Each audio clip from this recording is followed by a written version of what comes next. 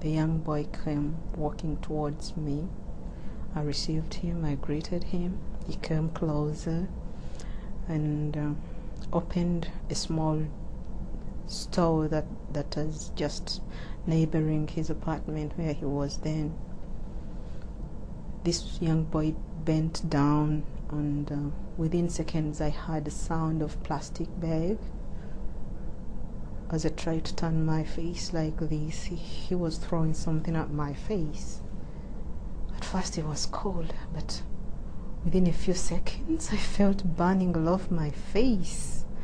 I screamed out, I called out his name several times and there was no response. And my last question I remember asking, Faizo, is this the reason why you called me here?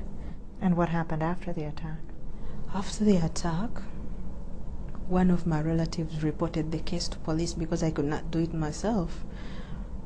He was summoned, taken to police, and after 2 days he was released. This is not just happening in your country. It's happened in many places around the world, but for many of the victims are women.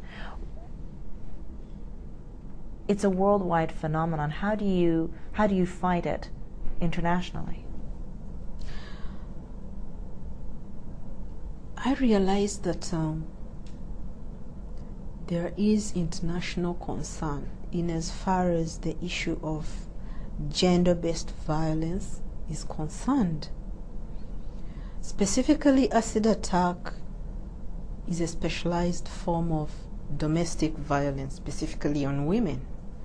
If the international human rights agencies can come in to enact laws that can restrict the supply and use of such dangerous substances, because of course we appreciate the fact that these similar dangerous substances on human life are useful in other ways, but if there are restrictions, guidelines and laws put in place to see that this can be done, because now acid violence is becoming an international phenomenon, as you noted. It's not only in Uganda, it's not only me.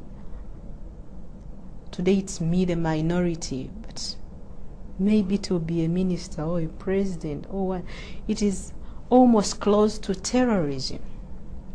If they are giving attention to terrorists, if they are giving attention to terrorism, they should give equal attention to acid violence attacks. Yes. What message do you have for both women who have suffered these sort of acid attacks, but also for a woman that might be worried about threats, domestic violence? What kind of a message do you have for them? Basically, my message is to the victims of such kind of violence. It is not about the scars on the face. The real person in us still lies behind these scars. The real person in us is not touched at all. It is just the scar on the skin, but the person is not burnt. They need to discover their potentials. They need to pick up the pieces and keep moving forward. Because many perpetrators do this to us women to intimidate us. When someone sees the potential in you, they try to step on that. The only way to fight is by keeping strong and positive. That way you are fighting the perpetrator back.